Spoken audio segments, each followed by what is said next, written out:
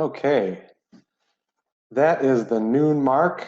Welcome everyone to today's RedShelf Connections event, an info sandwich program called Improving Accessibility Today and Tomorrow.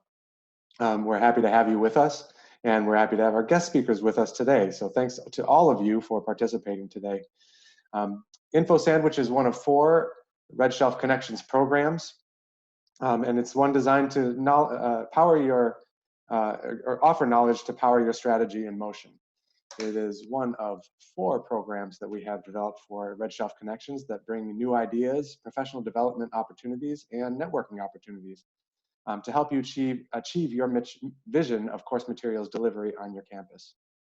You can sign up for our weekly event at about.redshelf.com/connections. And you can also go to that site to get recordings of our sessions, because we do record them. Today we are welcoming Marci Wolinsky, who's the Student Disability Services Manager at Northcentral University, and Erin Lucas, Senior Director of Digital Accessibility at RedShelf. Today we're talking about the rapid shift to distance learning and how it has revealed or exacerbated existing challenges to student accessibility to digital course materials. Campus stores and disability services offices are experiencing more urgency to accommodate student requests remotely, identify ways to solve issues, and respond efficiently without duplicating efforts. Our discussion today will cover things that you can do to strengthen your store and DSO relationships, communications, and strategies to adapt now and in the future. Before we get started, just a few housekeeping items. A reminder that we are recording, and we encourage you to keep your cameras on so that we can see each other as we have this discussion. But remember that we are recording and that we will put this on YouTube. So if you aren't comfortable with that, please, you can leave your camera off. Also, when we place this on YouTube, it will have a closed caption option if that is something that you need.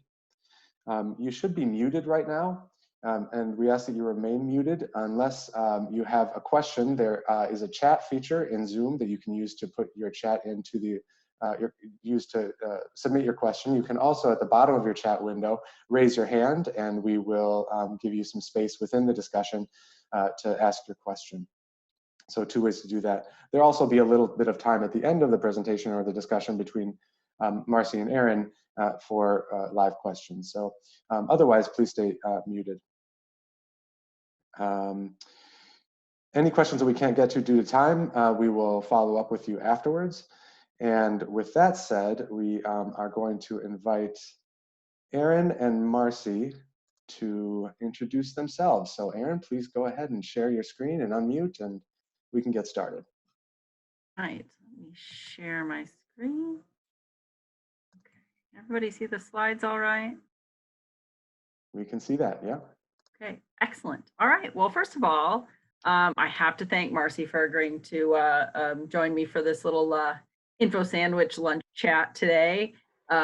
We've enjoyed a wonderful relationship over the last couple of years, and I'm really glad that she's going to be able to share with all of you some of the tips and tricks that she has for working on an all digital campus.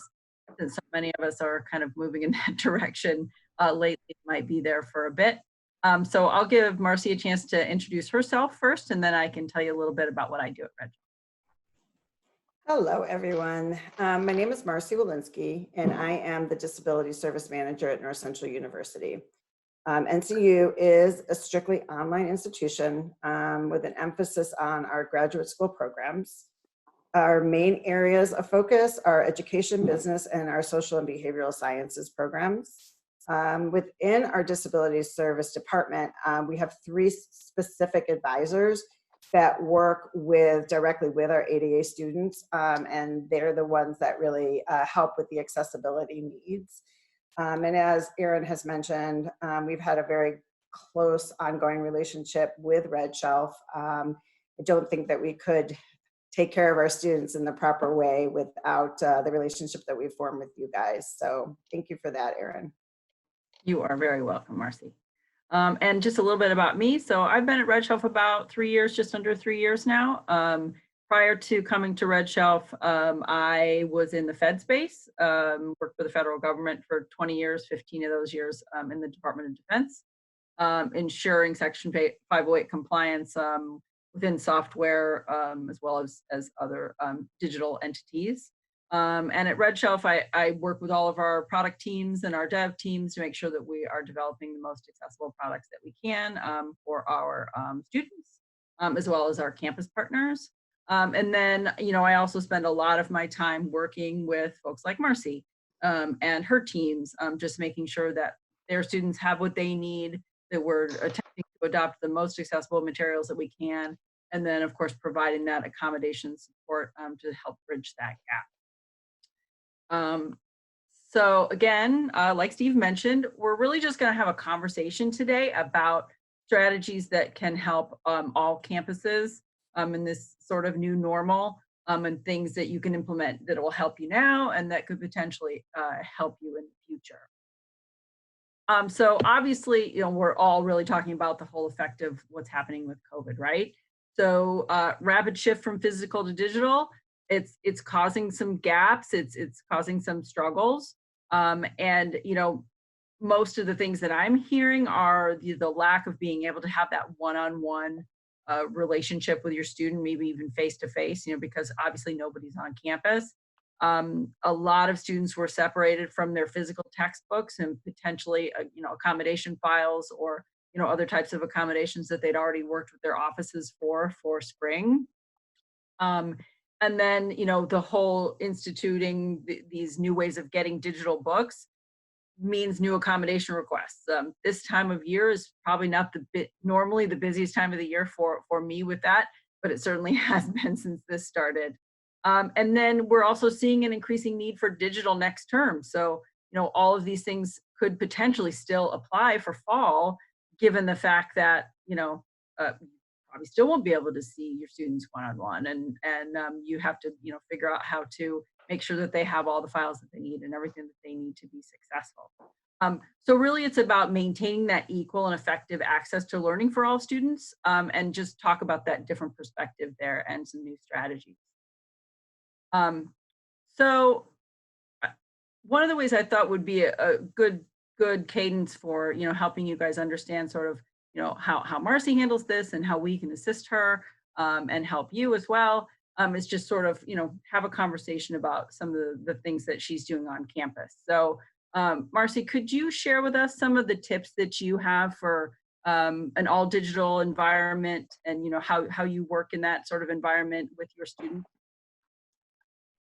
Sure, absolutely. So for us, one of the big things that we have found to be extremely valuable in an online institution is making sure that all of our departments work really closely together and we all align in what these needs will be. We've had to kind of get some of our different departments up and running in areas that maybe we didn't have to initially, but have found that the needs of our students with barriers need to have specific things working for them. So I'll give you an example. When we do like their accommodated schedule, initially there was a time we had just sent out the accommodated schedule, which really just gives them kind of extra time in their courses and for their assignments. We used to just send it out to just faculty and the student. But their portal itself, where they actually do their work, was never properly updated. And it was an IT issue. We just couldn't get that to work. So I had to work with the IT department to make sure that we were able to make those changes and adjustments. So this new schedule was reflective within their portal. There were areas of concern when we didn't have that, even though there was a schedule that both faculty and students can make sure that they were staying aligned to. It was causing basically it to look like the faculty wasn't grading in a timely fashion because we didn't have that part of it rectified. So I think the big thing that we have to always make sure of is that each department is working together to make sure the experience for the student is the best type of experience. And with the benefit of being strictly an online institution, we don't know what it looks like in any other way for our students. So we just have to make sure that within our school, we are all working closely. And that has to do with third-party relationships too, like yourself and myself, Erin. I mean, being able to make sure that for students that have visual impairments or things like that, I'm able to get those PDFs for them, that they can put them into the readers and those types of things. So it's all of those things really that help establish, I think, the best relationship and the best experience for our students. Plus, for us, having specific advisors have made a huge difference. That was a new thing we brought into play as well. Instead of just working with their school-specific advisor, they now have an advisor that has those additional tools and training so they can do everything all the other advisors have done, but take that next step with them and dealing with their resources that they need to even the playing field for our students. Yeah, that's great. And don't you, when your students are first starting at NCU, don't you guys have a specific way to set them up and give them their information so that they feel more comfortable, kind of address their concerns about maybe moving into an all digital environment? Absolutely. We have our enrollment advisors as well as our dedicated advisors do one-to-one walkthroughs with our students. So we'll actually do like Zoom face-to-faces and things like that with our students. As we're welcoming them in, we actually do sort of like a tour in a sense with them. So it would be very similar to doing a tour on campus. We take them through their tour through their portal. We have something set up called Great Expectations. And so it's almost like a separate class within their portal that they always have access to. And they can go in there and they can see whatever their need might be. Let's say they need to put in for a leave of absence or whatever it might be. Everything is in this Great Expectations. And it kind of shows you which department you're going to need to reach out to for what your specific needs are. Obviously, disability service is one of those departments in there, and it kind of lists out, you know, if you have this going on, this is who you would reach out to. And that is always a resource for them within their portal the entire time they're a student with us. Yeah, that's awesome. I mean, just having that to refer to is, I mean, that's a game changer, I'm sure, when they, Yeah, it's literally their roadmap. You know, yeah, it's again like giving a student a campus map and basically saying this is where, you know, admissions is, and this is where this is, and this is what you'll find within these buildings and who can help you within these buildings. Pretty much the same kind of thing, just within their platform and who they need to reach out to when they have certain needs.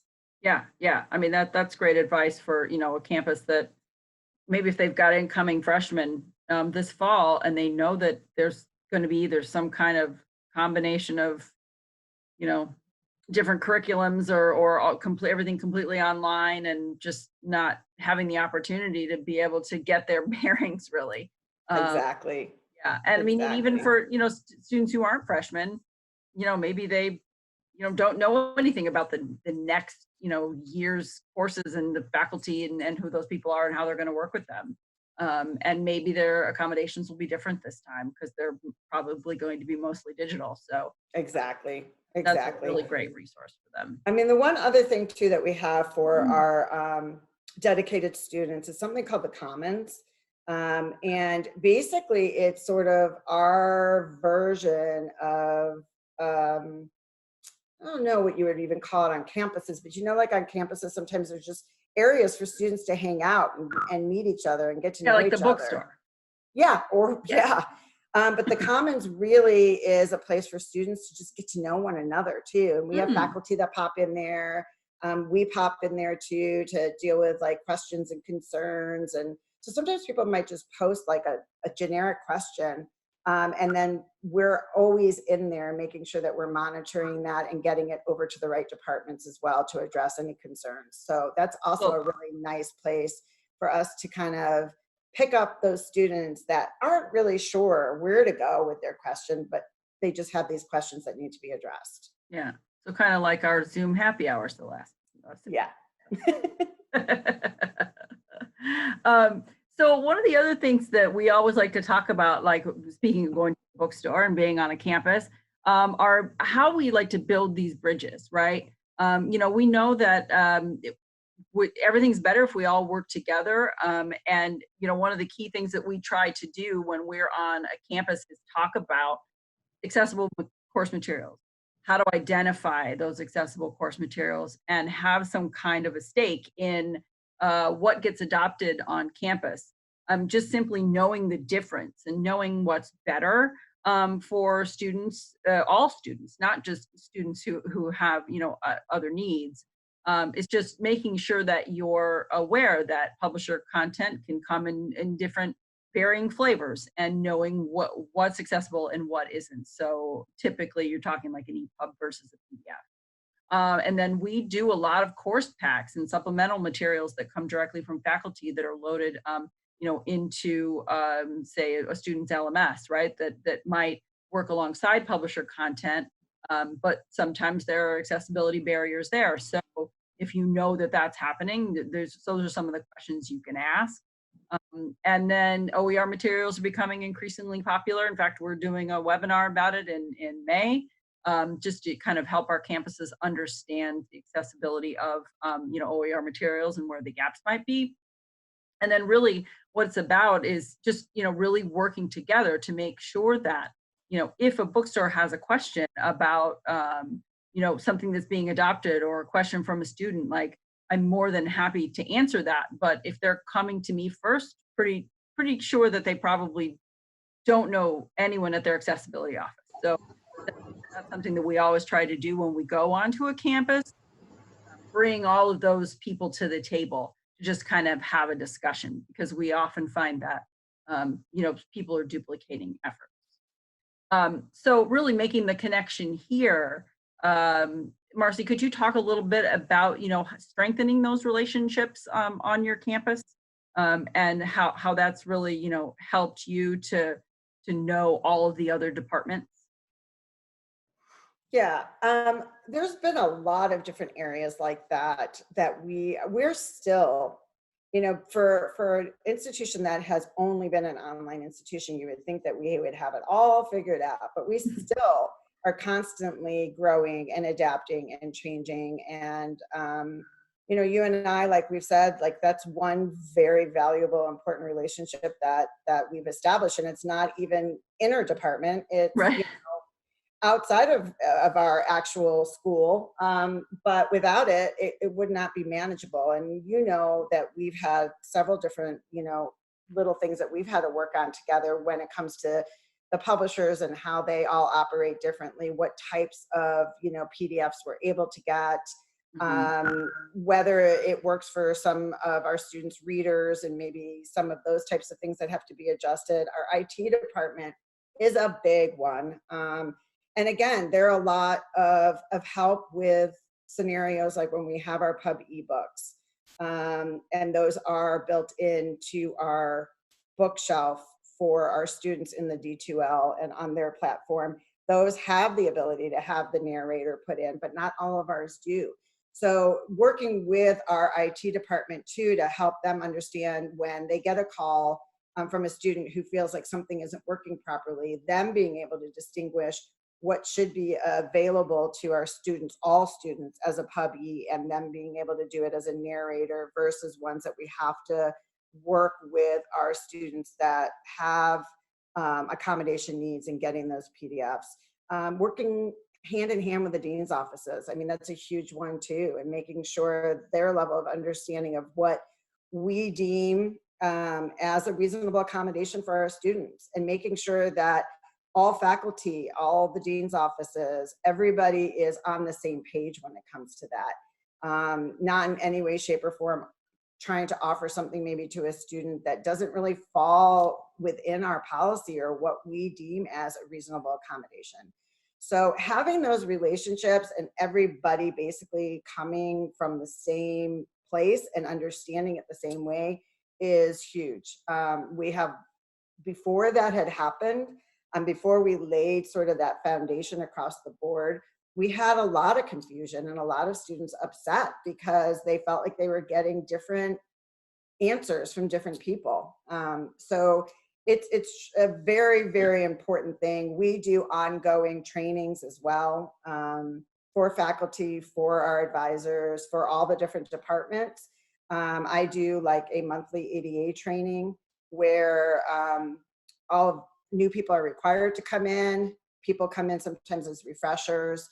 And it basically does do just that. It sort of just flattens all of the expectations across all the different departments, and make sure that everybody is answering the questions that our students might bring to us in the same way. So it doesn't cause that type of confusion.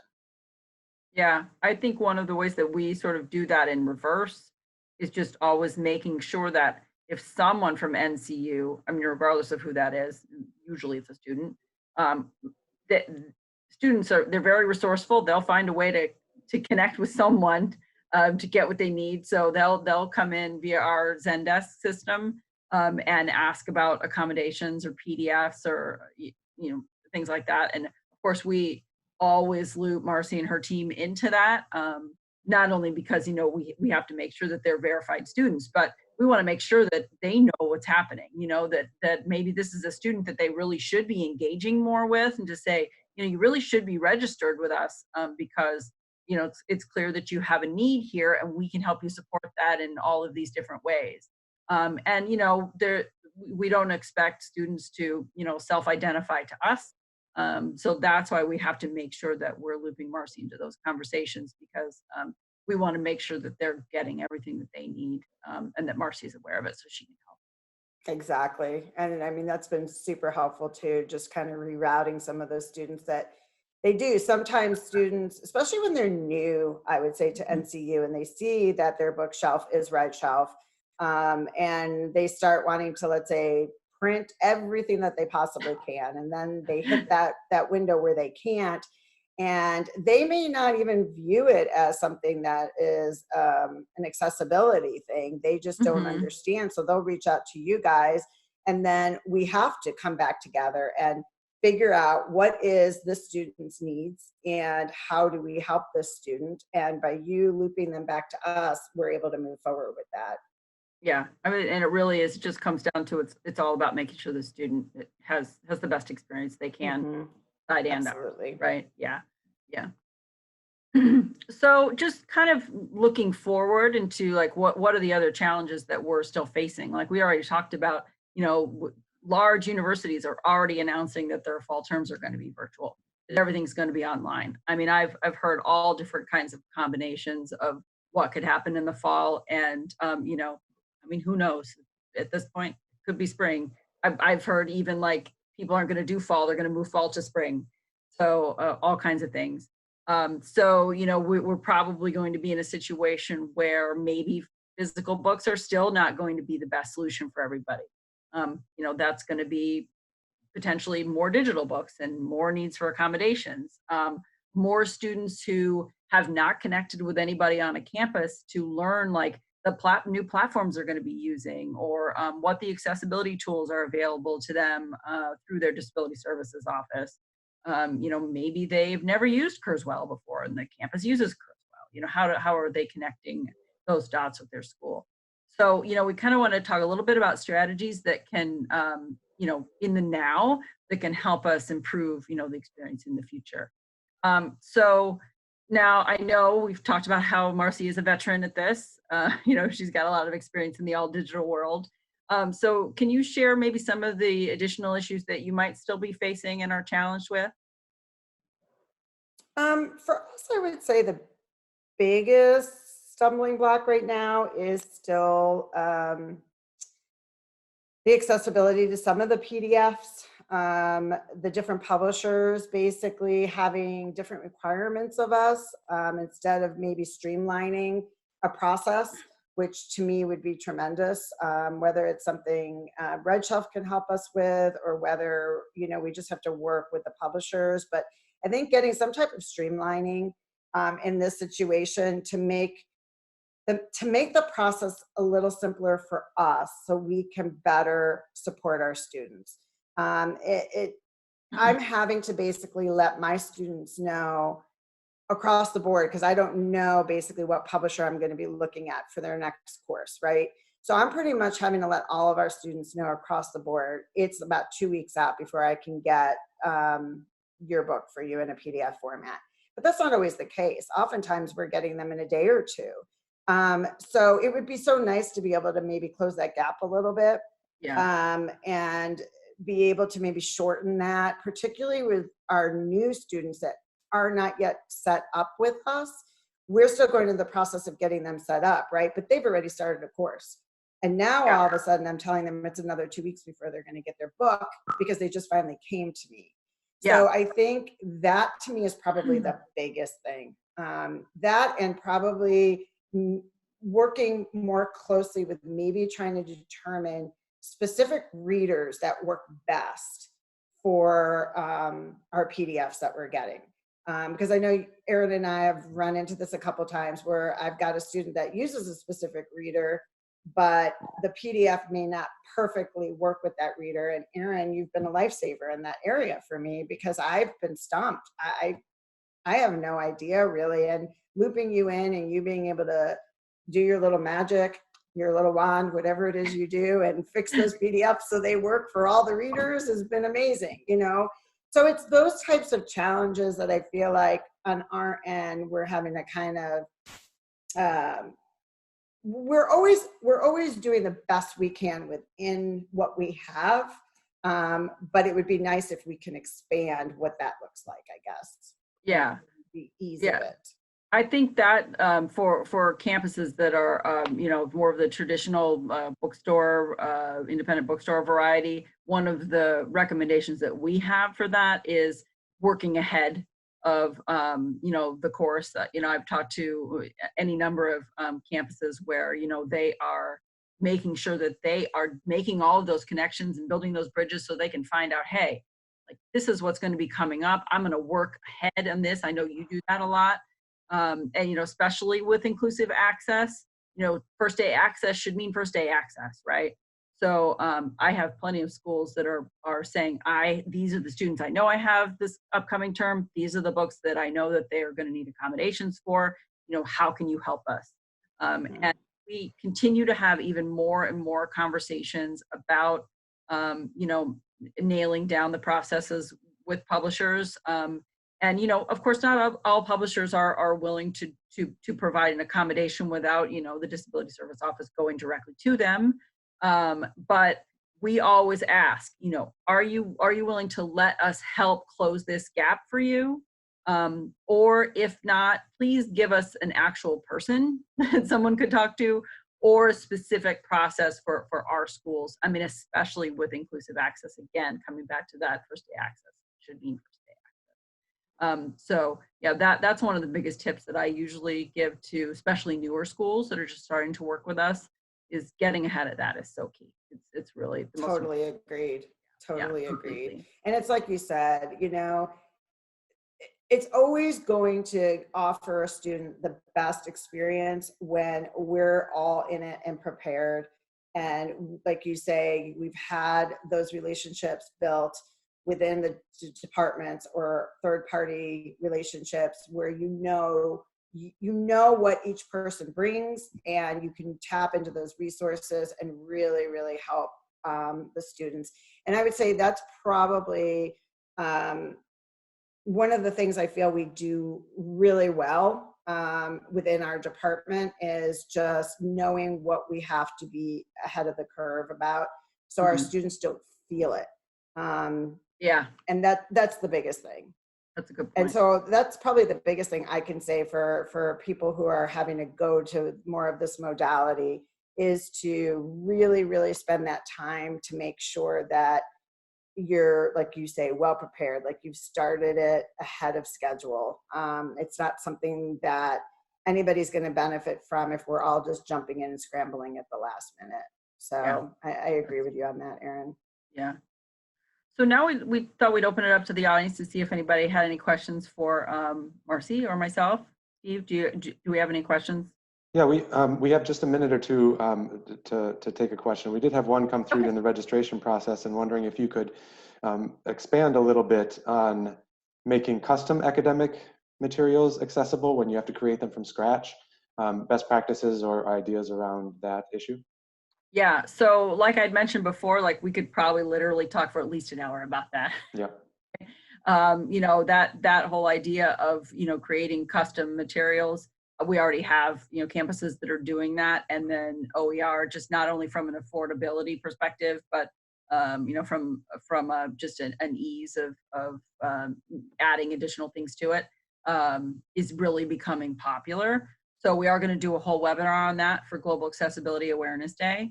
And so I encourage people to kind of tune into that, because we're going to sort of talk about all angles of that. So how that kind of strategy with OER can also still work with, it can supplement, you know, publisher materials, you know, and how to, some of the tools that you can use to make sure that you're choosing the right materials and making sure that they're accessible. Great. Yeah, thanks for mentioning that. Is there any other question in the audience right now as we wrap up here? And you can feel free after the session is over to reach out to us with anything that might be lingering for you. Yeah, so just to kind of wrap it up real quick, you know, just the key takeaways of maintaining that equal and effective access, working together, and just, you know, all the lessons you're learning now, just applying those to the future. Those are really our key takeaways for today. But thanks everybody for connecting. I just want to wrap it up by saying, if you have any questions for us, for Marci, you can reach out to us with the at accessibility@redshelf.com. Check out our accessibility stuff on our website. And then Steve had mentioned all things RedShelf are at about.redshelf.com. And then the links to the slides and caption session will be sent out to all participants. And just thank you again, Marci, for joining us today. It was so nice to have you. And You're very welcome. Thanks for asking me. Thanks, everyone. Okay. Thanks, everyone. Bye, guys. Have a great day. You too.